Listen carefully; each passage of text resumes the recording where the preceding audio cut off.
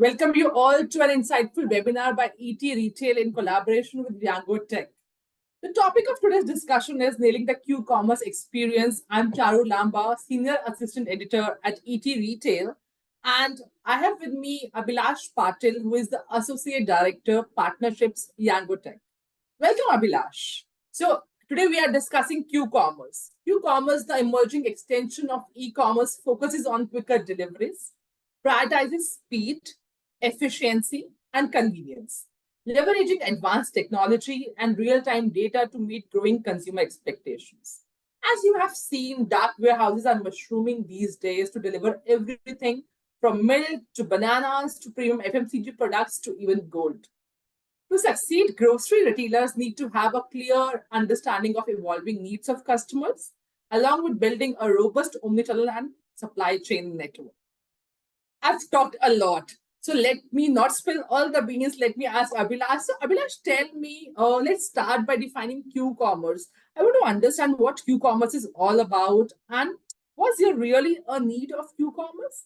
If yes, are grocery players here in India ready to take these services? And how bright is the future of Qcommerce in India? A lot actually in one question itself. So if you can take it ahead with that. Yes, thank you, Charu, for that elaborate question. And by the way, thanks everyone for joining in. So I'll basically dedicate this entire 1 hour in explaining whatever I know of quick commerce in my experience of 6 years. And hopefully I'll answer a lot of your questions. And if not, you can always reach out to me, Charu, and we can help you further as well, right? Now, coming on to the first basic questions, I think I'll divide the question in 3 parts. What is quick commerce? And then is there a need? What is the future, right? So to answer the other 2, I'll take you guys a step back and basically answer in the whole growth. I mean, I'll take a step back and explain it on the overall market size, and then take you through a journey in terms of, okay, how has it developed so far? And then where quick commerce kind of plays an actual role and what is the future for it, right? Now, very simple answer for the first question, what is quick commerce? Is quick commerce, as per definition, of course, represents a next wave of e-commerce focused on ultra fast deliveries, right? Now, for example, maybe 5 years back or 6 years back, you would have, let's say you were making a tea and then you forgot that you were out of sugar or tea packets or whatever. You basically had to kind of shut down everything, go to the market or ask somebody, some domestic help to get it, right? But in today's time, while the tea is boiling, you can just pick up your phone, order something, and in the next couple of minutes, you'll have it, right? So that's overall the gist of quick commerce. So whatever you need in a couple of minutes to, let's say, a couple of hours can be delivered, harnessing the very, advanced level technology, real-time data, and sophisticated logistics. A combination of all 3 makes it possible for you to get goods in a very short period of time, right? A lot of it does not meet an eye when, let's say, you are a consumer. Let's say I'm a consumer. Before joining in Yango Tech, even I didn't know that, okay, what all goes behind the scenes. Because as per me, it was just like, okay, I'm ordering something and somebody has to just pick it and come and drop it at my desk, right? It's that simple, but it's actually not. A lot goes into it. And that's why there are not like 100 quick commerce players. Like not everyone is a successful online grocer. And I'll explain you why and how, and pretty much with a couple of slides I have prepared to kind of take you through this journey. Just give me 1 second. I'll just be presenting my screen, right? Awesome. So taking a step back, right? We'll come to quick commerce, we'll come to online grocery, but what we need to understand at the base of it is how big is Indian market itself when it comes to groceries, right? Now, you would have seen, of course, nowadays, all the quick commerce are getting into multiple other categories, but they have started with groceries. And the reason why everybody starts with groceries is because it's an everyday essential. So that's how you get into volume, scale, and then that's how it's penetrated into every household.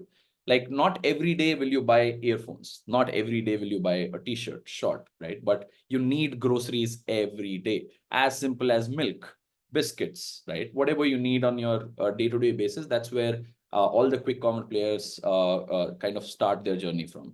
And now to define that, the overall grocery market, retail market in India is about 620 odd. So roughly I've put about $600 billion of market.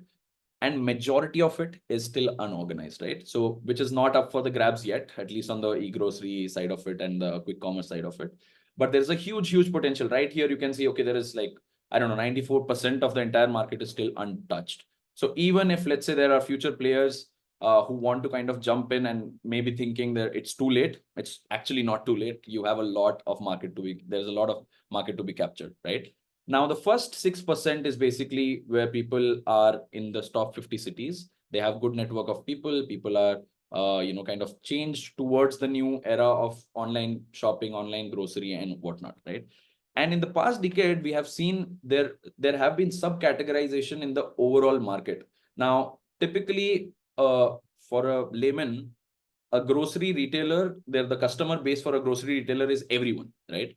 But right now, it's not actually true, because within that, everyone, there are like multiple categories, people who are affluent, maybe they want some gourmet or premium groceries, then some people who want, mass groceries at a very cheaper rate.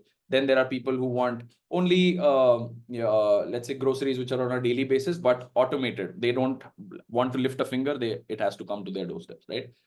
So that's the kind of market segmentations have happened only in this 6%, and that itself is a huge market. Now, there are within this 6%, or let's say the entire 600 billion, there are multiple types of retailers, right? Now, quick commerce is one part of it, which is like an umbrella for all these retailers as well, because quick commerce work in two different ways. One is majority of the quick commerce, let's say, taking some names like Zepto, Blinkit, they have their own dark stores. They basically operate right from their dark stores. They don't have stores, upfront stores like any other big bazaar or DMart and whatnot. So they basically deliver from their dark stores. Then there are other quick commerce players who are working in both functions. They have dark stores, but they also have a network of these retailers, right? So let's say, and they are able to kind of maximize on their effort of trying to deliver in full all the time. Because now, let's say something is missing in their dark store, they can go quickly to a neighboring store or a partnering store and pick up that stuff and kind of deliver it to the consumer as well. So this way, quick commerce actually is not, in today's time, a lot of retailers, they are perceiving the quick commerce players as competition. It's actually not, right? If you think about it, offline retailers have already made their space in the community. They already have their set of clients, people who come in and buy from them on a daily basis, or not daily basis, on a weekly basis. But now there is a other player who is basically integrating with you and giving you that additional audience and the reach without any additional cost or infrastructure cost, right? So now you are able to leverage that customer base as well. Of course, there are multiple downturns to it, but the major point is it is adding to your top line. It is basically adding to your customer base, revenue, and overall things, right? Now, coming to the landscape of India, the online grocery, and from here we'll deviate it back to quick commerce, right? Now, online grocery as a whole, let's say we consider as a pie. As you can see right now, as of today, 20% of it is basically captured by quick commerce players. That is, Zomato is on the top. And then there are 30%, which is basically, kind of captured by Zepto, Blinkit, Instamart, and XYZ, right? Now, the other percentages, as you can see, there are multiple other channels as well who kind of have a majority share of this pie in the online grocery field, right? That is omni-channel retailers. People, let's say the retailers who are well known, like JioMart, like DMart, they are present in both online and offline. And the reason is because, of course, everybody wants to be omni-channel, right? And eventually you will see that's not far away when Blinkit will have their stores. Eventually that will happen, because that's the answer. You cannot just be, online or offline, right? So you have to be everywhere to be able to kind of serve your customers and expand your market share predominantly on the ongoing basis, right? Now, taking another step, and basically zooming on to that quick commerce part of it, as you can see, yesterday, in fact, I was reading this article, and they kind of mentioned that this is the kind of market share and Zepto or Swiggy and Blinkit have kind of penetrated in, and these are the kind of numbers they are actually working with, and this is public information, right? So right now, as you can see, they are not very far from profitability. That is the main part when it comes to quick commerce or any business as a matter of fact, right? If you're a businessman, you want to kind of scale something, you need to be aware that you need to hit profitability as soon as possible. right? As you can see, everybody is aiming for that. They have already forecasted to a level where they will be breaking even. They will be, let's say CM plus, even CM1, CM2 positive, or EBITDA positive, or even breaking even in this year or next year, right? And as you can see, they are not very far from each other. They are basically innovating on a daily basis so that they help their consumers, their partners, and themselves to kind of grow on an unprecedented rate and gather the majority of the market share, right? So that's typically what the landscape looks like today, right? Now, coming on to the second part of the question, is there a need for e-grocery? Quick commerce. Yes, there is definitely a need. Now, taking one more question from my end and putting it on top of it, why was it too late compared to other countries, right? In India, that is one of the major questions I get. That's because like for any product, right? There needs the one major factor which needs to be there or present is market readiness. You might have a humongous magical product, or let's say revolutionizing product, but if the market is not ready for it, you'll just not make it, right? For example, I'm not sure how many of you know Freecharge was one of the startups who started digital payments early, before even the demonetization happened, right? But it kind of got sold, it got acquired, and then they took an exit. It did not work out. But Paytm was bang on. Demonetization happened. There was a catalyst, of course, but the time, luck, there are 100 things which needs to work for the people to kind of adapt to a particular technology or a particular wave. Similar thing after COVID, everybody was inside their houses, nobody was going outside. Now, no more was it a leisure activity for people to go and roam around malls and kitchens or even the grocery stores to get groceries. There was a new step which Zepto came in with, right? Of course, there was a big basket was basically denting here and there, but it did not make a huge impact back then. It was still there, it was known, but did it grow at this rate what, let's say, Zepto, Blinkit, or Instamart has grown? No, not really, right? But now, of course, now there is a back end to it. Tata has acquired it. Now there is a Tata name to it. They definitely are a huge company. But that's typically what it means, right? So, of course, there is a need. Now the market is ready. Opportunity is humongous. Now everybody is kind of moving towards not just in tier 2, tier 3. Now it is also going towards tier 4 and tier 6 and so on, other cities as well. So the market is just going to grow. It's not going to stop. There is no like breaker in terms of, okay, this is the very limited pie and everybody has to fight for it. Everybody can survive either through quick commerce or their own, grocery online outlets or offline outlets. Everybody can be kind of happily profitable in this market, right? Now, coming to the third question, what is the future of, let's say, the quick commerce or online grocery as a whole, right? Taking a quick step. Yes. Now, online grocery, the base of it is internet, right? If you don't have internet, you cannot shop. That's pretty much it, right? That's the base. Now, everything depends on one major factor. What is the internet penetrability? Has it penetrated enough into those specific areas where trade has already started in some way or form? Like, for example, I'm originally, or let's say my family is originally from a village called Hiregunju. It's in Dharwad, a very local place. Now, till COVID, nobody knew that there was some place online. They had to download an app and get online or they can order stuff from online marketplaces. They did not understand this concept. But now Amazon, Flipkart, Myntra has kind of penetrated there. And that's a huge step. Of course, quick commerce is still a new concept for them. It's going to take decade long for us to reach there. But the revolution has already started, right? That's the step. Now the internet has reached there. People have devices. People are working on it, exploring different options. Now they are much more educated. Now, once the trade has started, then when, let's say, Zepto or Insta or even Yango Tech comes in or any other grocery comes in, they won't hesitate because they have already experienced it with other formats of retail, right? And that's pretty much, as you can see, the penetration kind of grows linearly. And right now we are at about 11%. And within that, the online grocery is about $128 billion, which is like huge, right? And it is just going to grow about at 20%, and the online grocery itself will become 60%. Now, within online grocery, there is a share for quick commerce as well, right? Now, we'll dig a little deeper and go into how the quick commerce is going to look in, let's say, half a decade, that is in 5 years. Now, as you can see, again, like I mentioned, there is a $620 billion industry for grocery. Then when you mellow it down, finally, it comes down to about $3 billion as of today, $3 or $4, $5 billion as of 2024. But it will go 13x by year 2030. Online grocery will be about let's say 60 billion, out of which 40%, which is like, I don't know, 70% of it will be taken by the quick commerce itself. That's how huge the market is. That's how huge the possibilities are.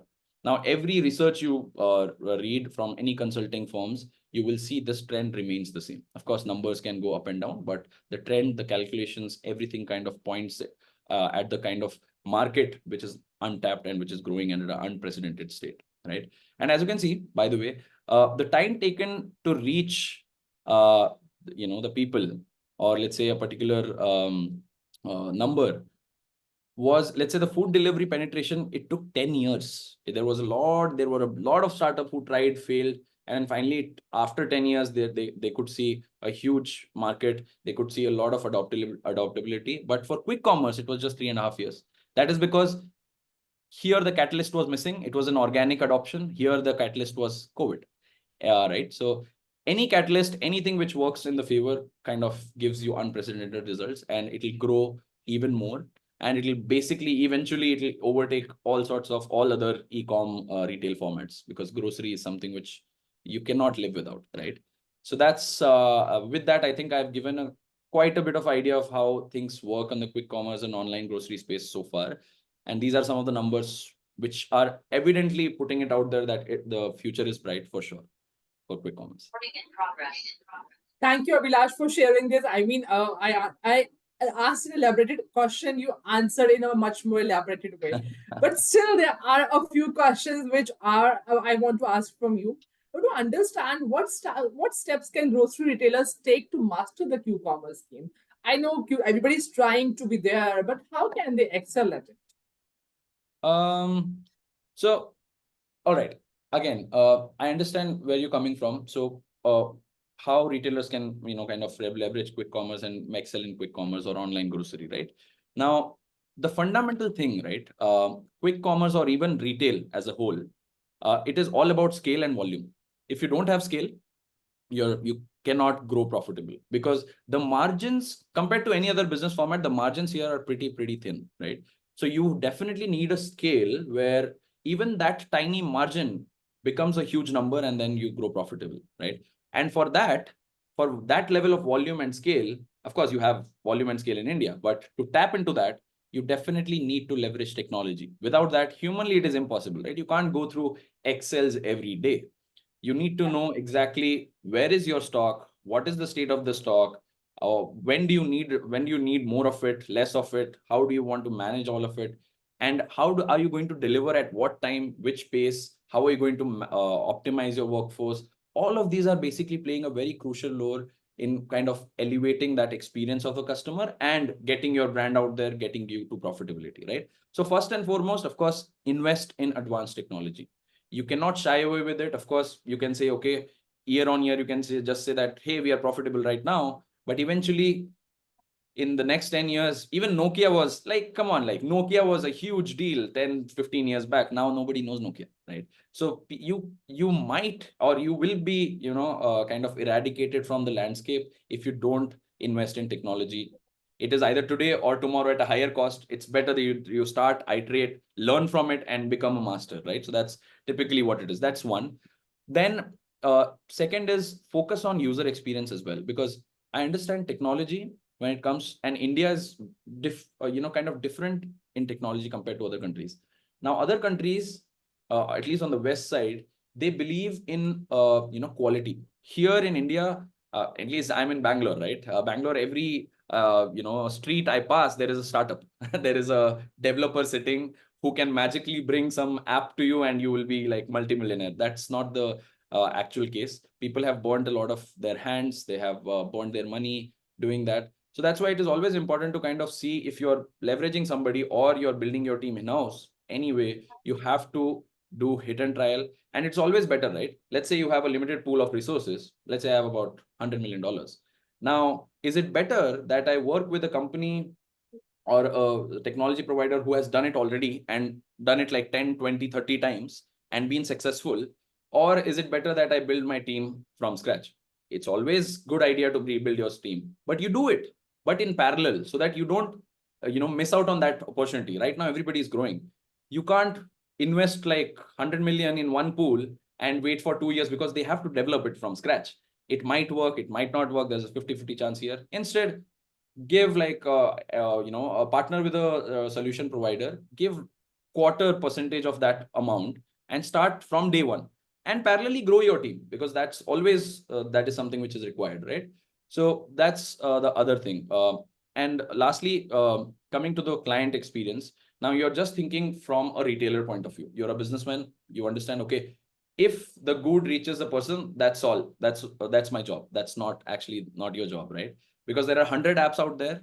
You need to kind of differ yourself, and you can differ yourself in three things, right? Assortments, the kind of assortments, categories, choices you give, that. And the last is the experience on the online front as well, and the offline front. So if you're present offline, how are you giving, what kind of experience are you giving for him to stay, or from him or her to stay with you? Instead, he'll just go on the app store, maybe uninstall you, install somebody else, and maybe he'll get 100 rupees coupon in the front for first pitch, because that's how it is, right? You throw money on marketing coupons and you'll get customers. So yeah, these are, I think, the two major things which I would believe will definitely retailers needs to kind of leverage to grow in the quick commerce and online grocery space. One thing which have very beautifully touched is technology. Technology is helping grocery retailers specifically to up the ante. So, what sort of technology were you talking about over here? How they can integrate it and how it can help them grow further? The Definitely. Qcommerce space. Definitely. Now, I want to answer it with an example. Now, like I think initially for the first 5 minutes of our presentation, I explained that for a consumer, it's just I'm ordering something, somebody is picking up from somewhere, God knows where, and bringing it to my home. Now, I don't have any idea what's going on behind, right? Now, I'll tell you what goes on and what kind of technology kind of helps it, right? Now, imagine there are 100, I think like crores of people ordering every day, but you receive that good in 10 minutes. How is it possible? It's not a person who's just sitting and peeping through, windows, seeing what you're kind of clicking, right? So there is technology in three things, right? One is the stock itself. Now, the consumer doesn't know whether you have the stock, but your app is showing that you have chips. And if the chips or the Coca-Cola, whatever you're ordering, is not available in your store, you're losing out on that sale first. Second, if they have paid upfront, now the consumer is, I think, Indian consumers are spoiled. If you piss them off once, they'll just disappear, right? Now, you can't take that chance, because you've already, to acquire, let's say, a customer like me, you have already spent like, I don't know, millions of dollars, which I'm not seeing, but you know it. So there is a very high chance that you will piss them off for some of these reasons. One is you don't have the stock itself. Now I've paid, you will give me my back my money, not instantly. It will take about 7 business days. Now I'm worried that, okay, why did I order from here? I'll just disappear from here and go to the next one who will give me. So right here, solving this problem, it has many other layers, but real-time inventory management is something which is needed absolutely, right? Of course, you have your ERPs, you have your other systems, and you're looking at the data. Okay, last year people ordered 80 apples in one day during the match or during summer time. So I'll just have 80. It's not that case, right? Because now you're having new customers. You don't know what they will order. So there needs to be systems like real-time inventory, predictive analytics. The system needs to predict upfront that this is going to happen, right? Of course, I'm not saying no technology can give you 100% results, but there are technologies. In fact, we are one of the technology players who ensure that our retail clients are getting anywhere between anything above 97%, right? Which is like a higher percent. So you're losing out on 3%. Those are the edge cases. You lose out on it any day, right? But we ensure that all of these technologies kind of play together and make sure that you have your inventory in full at all given points of time. And whenever somebody orders, it is on the shelf and you are delivering it on time, right? One is real-time inventory, predictive analytics, and then finally the delivery system has to be efficient.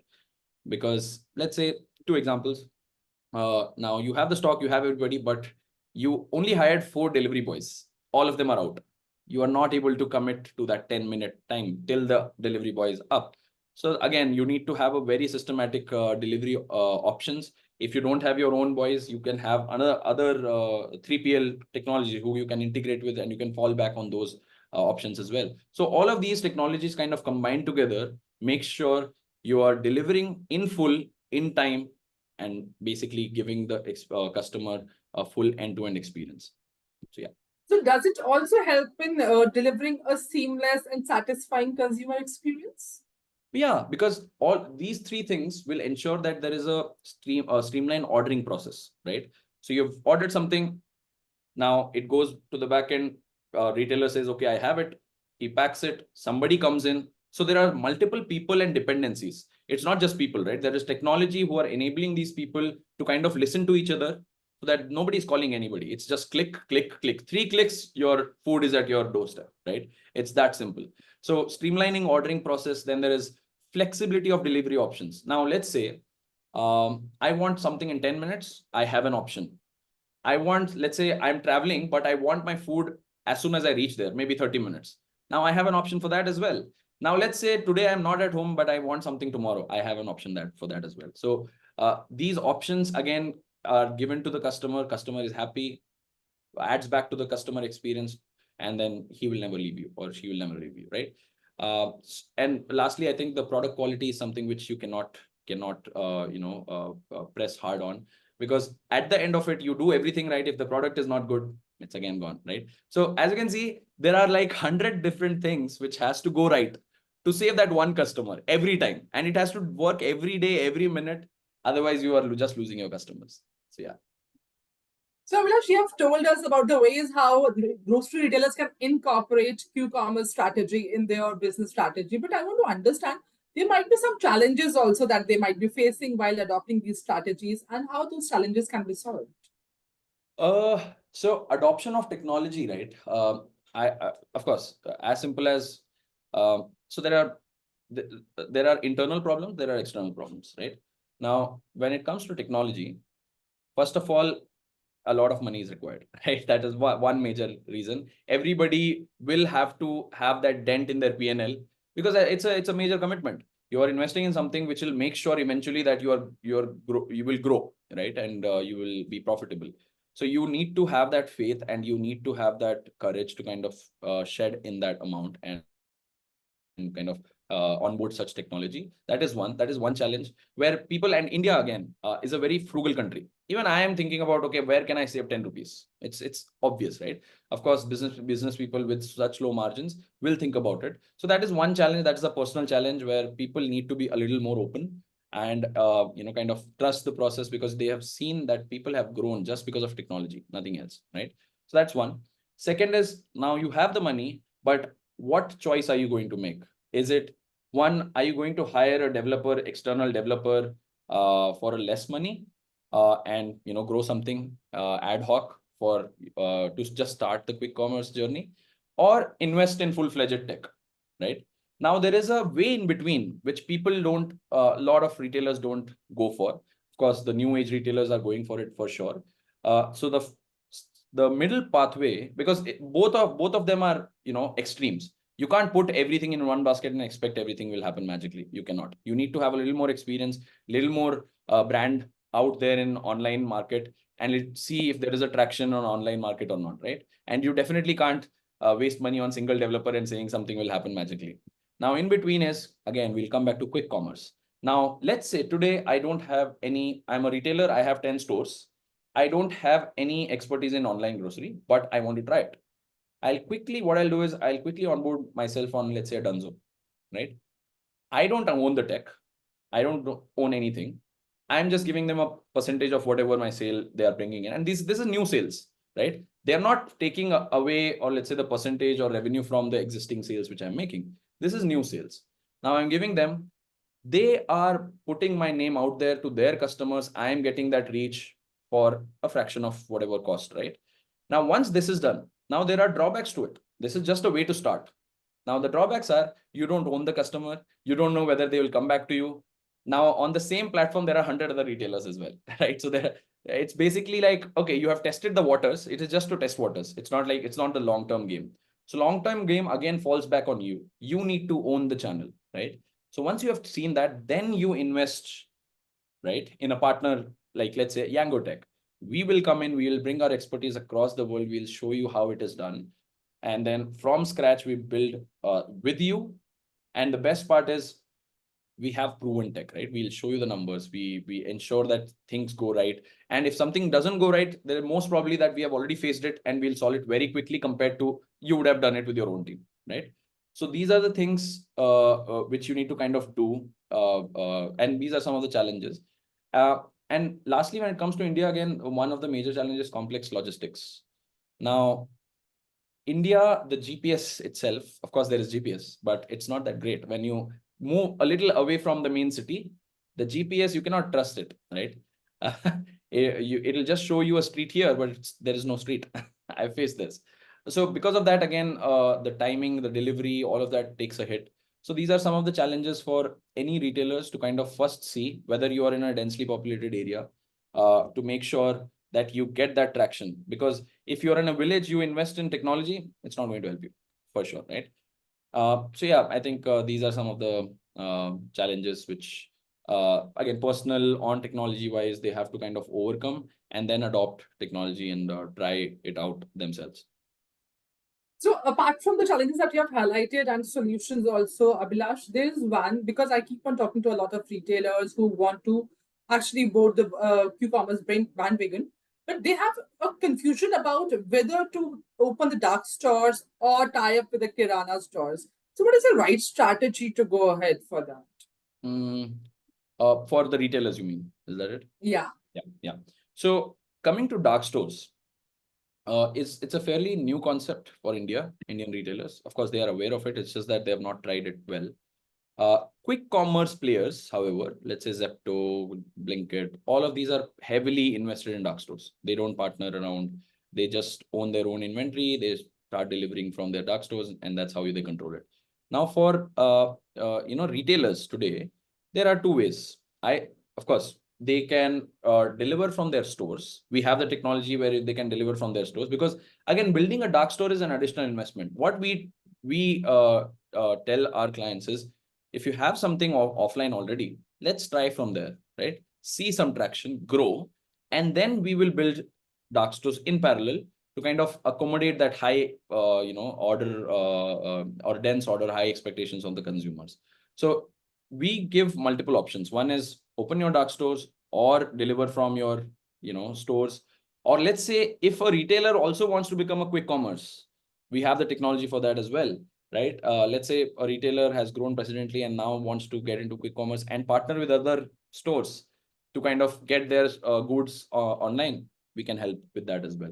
And the best strategy is, of course, have all the models together so that you are growing at a very unprecedented state compared to any other partner, right? So let's say today you're just delivering from your dark store. Sure, you'll be able to handle most of it, but maybe you don't have something which is not available in your store. You can directly send that person or the delivery guy to the other store who has that inventory and maybe deliver to your consumer. So that way there is a very little chance of you losing out on the customers. That's pretty much it.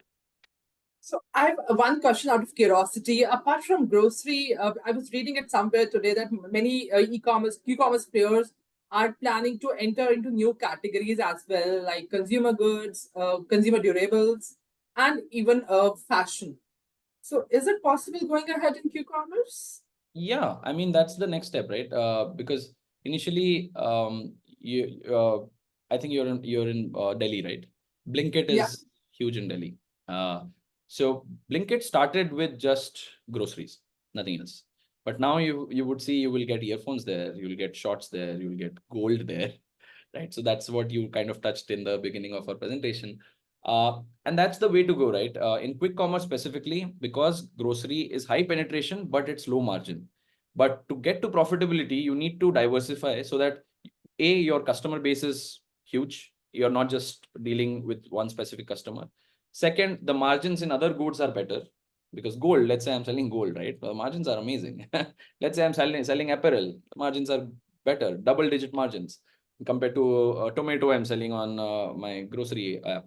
So yes, diversification is necessary, and that's where again technology plays a part, and that's how we support our clients as well. And that's all in the roadmap. Of course, in the first couple of years, you just need to focus on grocery because that's high penetration. You get the volume, make that your A game, and then move on to the next one. Otherwise, if you diversify too soon, you again will lose out on many things because the supply chain for every category is different. That's the main part. Now, how you manage your groceries is different because you have to think about it daily. Now, for apparel, you have to have maybe think about it weekly, electronics again monthly or whatever, right? So supply chain for everything, the time frame for everything is different. So the technology has to evolve. But I think the right step to start is grocery for sure. Wonderfully answered. Abhilash, wonderfully answered all my questions. But before we close this discussion, I want to understand how Yango Tech is actually helping retailers or maybe the grocery players to up their ante in the Qcommerce space. Definitely.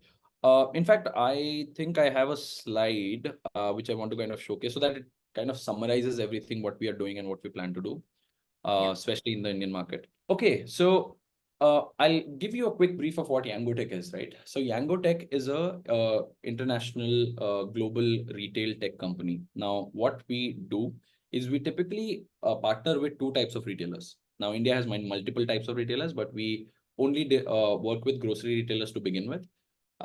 In grocery retailers, there are two segments. One are people who are completely offline, right? And they just have retail stores, let's say 15, 20 odd retail stores. And they're just doing offline, shopping, or just enabling their consumers on offline shopping. Now, in that case, again, like I mentioned, the future is omnichannel. Now, such retailers, if they want to move online, there are three ways, like I mentioned: either hire a developer, build a half-baked solution, and burn your hands. Second is get on a quick commerce, quickly see there is a traction, people are ordering. And third is once you do that, you hire a technology partner like us. Now, what we do is we not just look at, okay, you are missing this and we'll just plug something and let's hope that it'll work. No, we are actually we are actually a consulting partner. Your let's say the better way to put it is we are your extended tech team, right? Instead of us thinking in terms of, okay, we'll just sell you something and get that money and move out, we don't function like that. We stay, we kind of look at your existing problems. How are you doing things today? We see what are your objectives and what is the gap? What do you need to reach that objective in the online market? And then we see how we can kind of put these tech stack modules in a way so that you are profitable from get-go, right? If not from get-go, at least to see some traction, grow, and then get to profitability. So coming to the technology solutions, now some of the challenges which every retailer faces is inventory, which I mentioned. Inventory, they have no idea where the inventory is. If as soon as the online comes, offline, of course, they are masters. We are not saying we'll come in and we'll teach you offline. No, you are offline. You have already grown like 20, 30 stores. You understand it better than us. But when it comes to online, the dynamics change. You don't need to understand the technology, your people, how it is going to work with your existing tech, because in offline also you are using some tech. It is POS, it is your payment gateways, it is your ERP, offline ERP. So how are we going to integrate and how is it going to scale to an online level? That is one kind of retailers we work with. Second type of retailers are matured retailers who already have an online business. Let's say today I want to maybe anybody like Bombay Gourmet Market, right? Bombay Gourmet Market is one of our clients. Now, what they have tested the second part. Like I mentioned, they were on quick commerce. They have seen that there is a need of online. Now they have come to us. Now they exactly know what they want, where all they faced issues with the quick commerce. That's where we are filling in, right? Now those are the problems could be as simple as inventory problems. How are you going to manage your deliveries? Who is going to manage your deliveries? Then how are you going to put out promos? How are you going to do marketing of the app? Basically everything. So as simple as, let's say we are not a marketing firm, but we will come to you and we'll tell you that, okay, this has worked with other clients, maybe try it. So there is a very higher chance of you getting to a successful start of the e-grocery journey, because we already have so many stories, and we'll fuel you with those stories that, okay, these are 10 things which worked, do it, because it worked. There is a people call it cliches because they work, and you need to stick to those cliches, right? So these are the things, these are the two types of retailers we work with. Now coming to what we do. Now, for any online grocery, like I mentioned, there are some of the major things which needs to be taken care of in terms of, first is as big as client app. There needs to be an interface where the end consumer is interacting with your store, right? Either online or offline. So the client app itself, we give you that journey, the front end part of it. And it'll be completely white labeled. We'll brand it, we'll house it, we'll have multiple functionalities in it to kind of enable and get your consumer the best user experience ever, right? Then comes the back office. Now, as soon as somebody clicks on it, what happens in the back end? These are some of the things which happens in the back end. That is our warehouse management system, inventory management system. Do you even have that inventory? And if not, next time you should have it, because our systems are basically capturing all of this data. Now you're not losing out on any data. You own your customer. You know exactly what they're going to buy even before they do. Now tomorrow he's going to order milk. Not you. Your system knows, and it will make sure that it orders from your vendors upfront, and you're not losing out on the sale, right? So these are some of the things which make sure. And there is courier app, there is picker application to make it faster for picking, because let's say you have a huge supermarket. Now somebody has ordered chips, uh, and now your store person is just roaming around because he doesn't know where exactly the chips is. But our picker app exactly tells you where and what quantity the chips is available, and he can directly go there. So all of these are tiny things which adds value, and which is basically saving a lot of money from the bottom line. Top line is, of course, you put money in marketing, give 100 rupees free for every download, you will get customers. But will they stay with you? These systems will ensure that they stay with you, right? So that it takes care of your inventory, your overstocking, understocking. Are you losing out on expirations, promos? It'll make sure that all of it is kind of captured, and then you learn from this data, right? And then you scale your business accordingly. So that's typically what we do. And as you can see, we basically give you all the options which I think I've mentioned: the time wise, multi-slot delivery, payment wise, multiple things. So if you order in bulk, maybe you want a next day delivery, we can have that intraday, couple of hours, 10 minutes express. We are good. So yeah.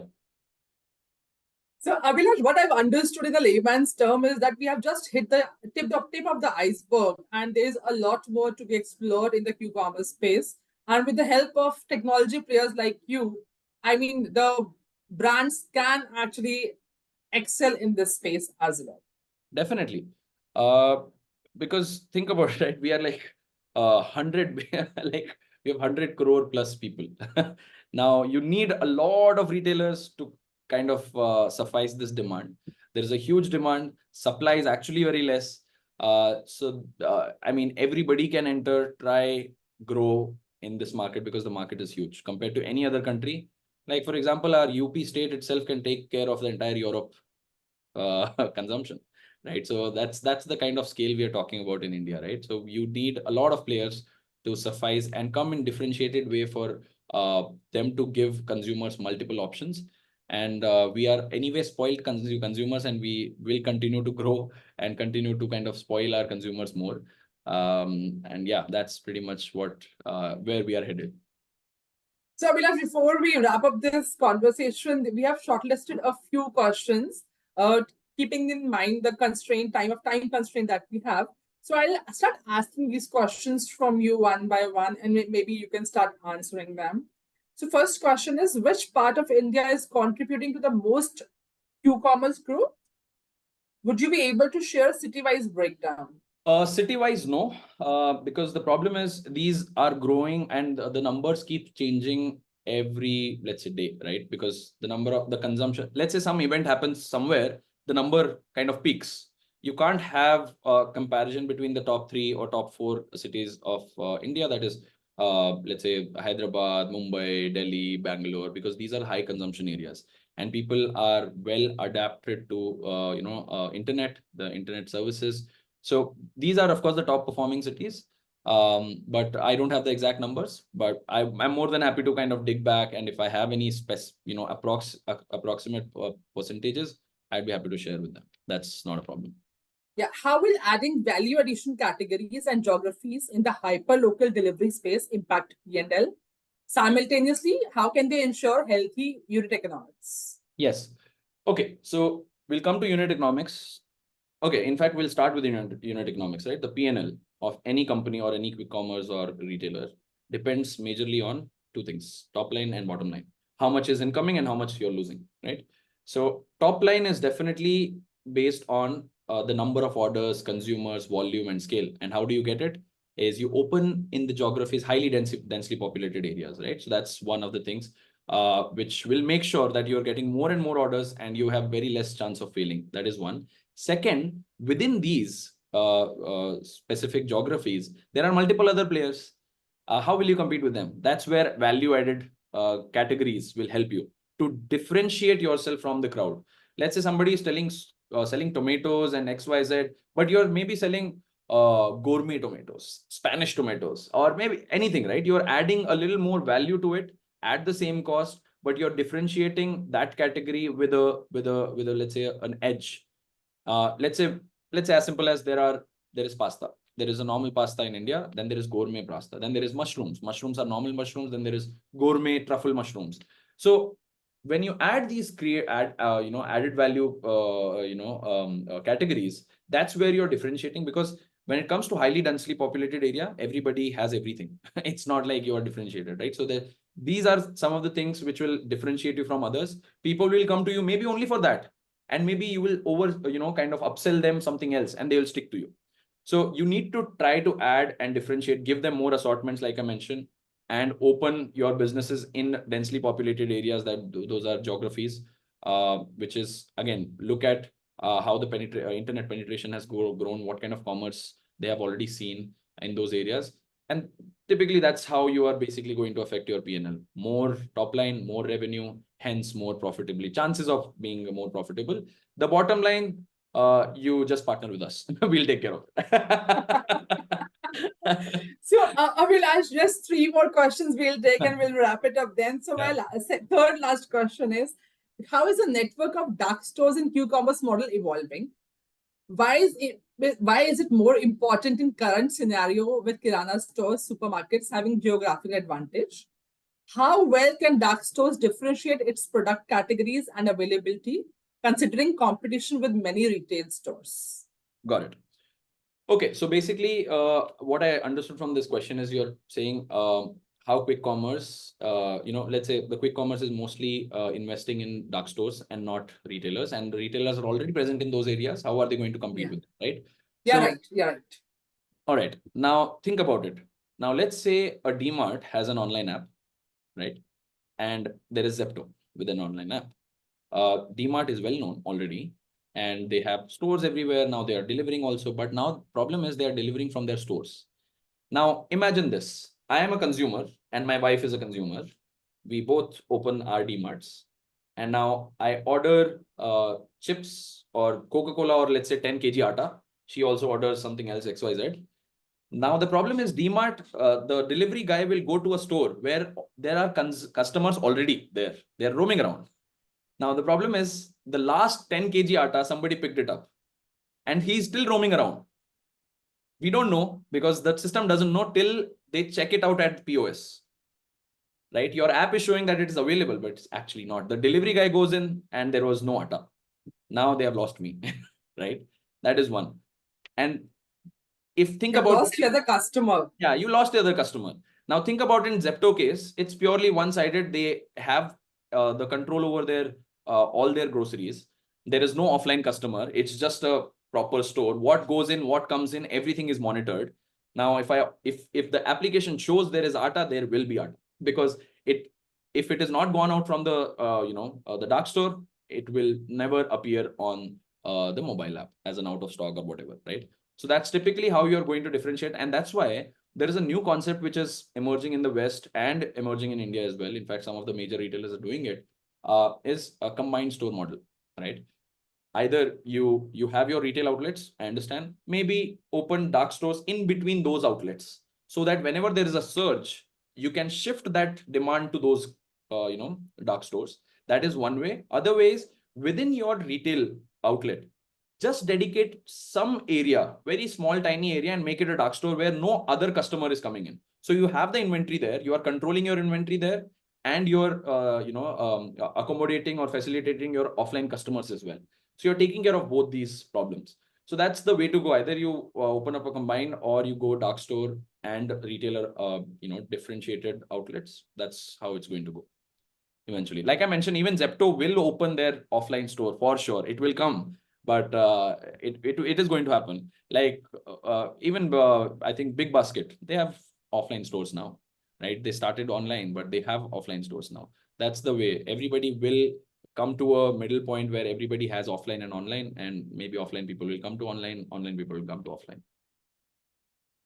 That's a wonderful insight. So my second last question from viewers is, do you think Qcommerce can be profitable ever? Which are the key levers which can help it become a profitable business? Yes, Qcommerce is going to be profitable only for those who have invested right and have taken steps and saved paisa by paisa, because there is no magic mantra or formula here where, okay, something worked for somebody else and you're just going to copy it. It's not going to work, right? It is, your setup is different. You have to create your technology and align your goals and objectives along with it, and grow with it, right? And accordingly, save paisa by paisa on the bottom line. Top line, you can control, you just need money. Bottom line, money is not going to solve it. It's what is going to solve is execution. Okay, we'll help you with the tech, but execution on a bottom level where you're saving that every rupee every day. Okay, you did not waste any more atta. Because last time I ordered 100 kgs, only 50 kgs I sold, maybe 50 kgs I left. But this time our system helped you, saying that their need is only for 50 kgs and you ordered right amount. So you're losing out on that money as well, right? So you saved that money. So it's every step, let's say delivery costs. Now you're just sending one person for 1 hour for just one delivery, that is milk packet. It's a very high cost delivery, right? Now our system will help you make sure that that particular delivery guy will take 5 orders in the same 1 hour. Now the delivery cost per order is low compared to what you're doing just one day, right? So wherever the good is touching, the supply chain is happening to one person to other, or the technology part to other.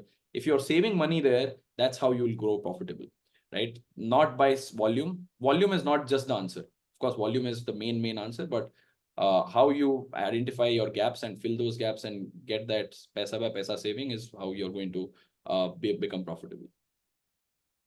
So Abhilash, last question for today's webinar is, how supply chain planning is different in Qcommerce as compared to normal retail business? Yes, actually. I think overall what's going out remains the same. Let's say, so there is an outlet. In the Qcommerce, there is dark store, then there is in normal retail, there is a retail outlet. When it is going out, it's the same, right? There is a delivery person, there is somebody picking in, and it's going to the consumer. But what happens in the back end? Before the consumer orders, where is the good settled? In a dark store, it's like a go down. There are just aisles and there is just 2 or 3 people who are just scanning things and moving out. And they are auto ordering stuff from their vendors. But here in retail outlet, the problem is they have a warehouse, first of all, right? Which is catering to 10 different outlets within the same city. Now, first the goods come to those warehouses, there is checks happening. Then there are mini DCs, which again, the checks happen. Then from the DCs go to the retailers.